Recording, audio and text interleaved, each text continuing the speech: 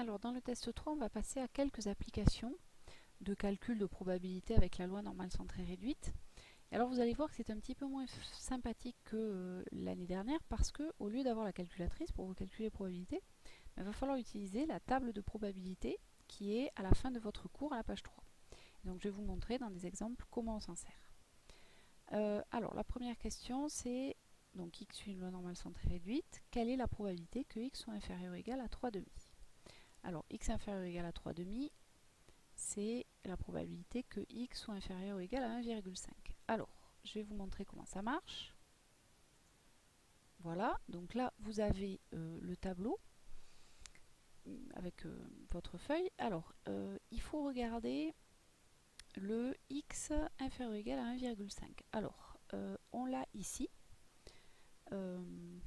X inférieur ou égal à 1,5. 3 demi, on l'a ici. Alors, ça se lit comme ça. 1,5, on va l'avoir à l'intersection de la ligne 1,5 et de la ligne 0,00. Si on voulait la probabilité que x soit inférieur ou égal à 1,51, eh ben on prendrait l'intersection de 1,5 et de 0,01. Parce que 1,5 plus 0,01, ça fait 1,51.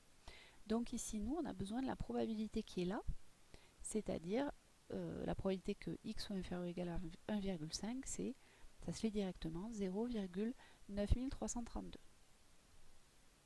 Donc, je reviens là-dessus et je donne directement le résultat, à peu près 0,9332. Donc voilà comment on se sert de cette table de valeurs de la loi normale centrée réduite. Alors ça c'était la première question. Maintenant, on va voir la probabilité, le calcul de la probabilité que x soit supérieur ou égal à 1,5. Alors, attention, cette table ici que vous voyez ne vous donne que la probabilité que x soit inférieur ou égal à x. Vous ne verrez que ça. Voilà.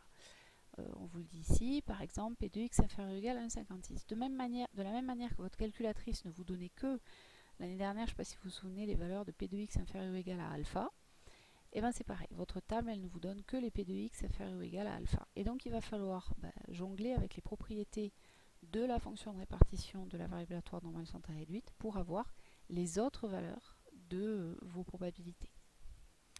Donc ici, la probabilité que x soit supérieur ou égal à 1,5, puisque le tableau ne le donne pas, on va passer par l'événement contraire, donc c'est 1 moins la probabilité que x soit inférieur ou égal à 1,5. Et alors celle-là, on la lit. C'est 1 moins, donc je vais repartir sur mon tableau. 1,5 c'est 0,5, donc moi je veux ici t égale 0,5, je l'ai ici. Et 0,5 c'est 0,50, donc je l'ai ici. La probabilité que x soit plus petit que 0,5 c'est 0,6915. Donc je reviens là et ça me donne 1 moins 0,6915, ce qui avec un petit calcul me donne 0,3085. Et donc on laisse toutes les valeurs, tous les nombres après les virgules, les 4, si jamais l'énoncé ne précise pas de donner une valeur approchée moins précise. Alors maintenant, on va voir comment on fait pour P de x inférieur ou égal à moins 1. Ah, alors si vous regardez bien, je vous remonte le tableau. Ici, vous n'avez que des valeurs positives ou nulles de alpha. C'est-à-dire, vous n'avez pas de P de x inférieur ou égal à moins quelque chose. Vous n'avez que des inférieurs ou égal à un nombre positif. Bon. Alors, comment on va faire? Eh bien, toujours pareil, on va utiliser les propriétés de symétrie. Si vous regardez bien, ça, c'est par définition phi de moins 1. Où phi, c'est la fonction de répartition de la loi normale centrée réduite. Bon, et on a appris la propriété suivante, c'est que phi de moins x, c'est 1 moins phi de x. Donc ça, c'est 1 moins phi de 1. C'est-à-dire 1 moins la probabilité que x soit inférieur ou égal à 1. Alors si ça, vous n'aimez pas trop, eh bien, pensez au petit dessin qu'on a fait tout à l'heure. Il faut l'avoir tout le temps, c'est ce que je disais à mes élèves en terminale, tout le temps à l'œil. Cet exemple-là, si vous avez 1 ici et moins 1 là, la probabilité que vous avez ici, voilà, oui, c'est ça, cette probabilité-là, c'est la même que celle qui est ici. Et donc, c'est 1 moins celle que vous avez là. Voilà, ce qui reste là, c'est 1 moins ce que vous avez en bleu. Et ce que vous avez en bleu, c'est la probabilité que x soit plus petit que 1. Voilà comment on retombe sur ses pieds. C'est ce que vous faisiez l'année dernière. Alors, P de x inférieur ou égal à 1, ça par contre c'est bon, on va l'avoir dans le tableau. Donc on va afficher le tableau. Et ici, t égale 1, on l'a ici, 0,8413, puisque 1 c'est 1,00. Donc 1 moins 0,8413, ce qui nous fait, alors c'est à peu près égal, par contre hein, évidemment c'est pas des égales, c'est là où je me suis trompée, c'est des environ égales bien sûr, donc ça nous fait à peu près 0,1587. Voilà, bon alors on va toujours pareil, enchaîner avec quelque chose d'un tout petit peu plus compliqué, probabilité que x soit entre moins 2 et 2.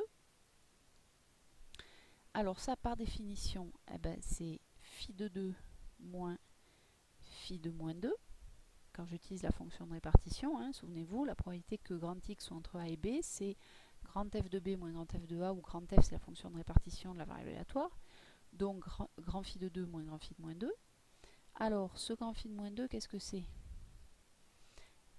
Pardon. C'est 1 moins phi de 2. Je réutilise la propriété que j'ai écrite ici, pardon. Et donc ça nous fait phi de 2 moins 1 plus phi de 2, donc ça fait 2 phi de 2 moins 1. Alors phi de 2, c'est la probabilité que x soit inférieur ou égal à 2. Donc c'est 2 fois la probabilité que x soit inférieur ou égal à 2, moins 1. Donc maintenant je vais aller chercher combien vaut cette probabilité dans mon tableau. X inférieur ou égal à 2, alors c'est parti. Je regarde ici 2, je l'ai là, 2 c'est 2,00, donc j'ai ici, pour P de x inférieur ou égal à 2, j'ai 0,9772. Donc 2 fois 0,9772 moins 1. Voilà. Alors c'est à peu près égal, toujours pareil, pardon, décidément je les oublie.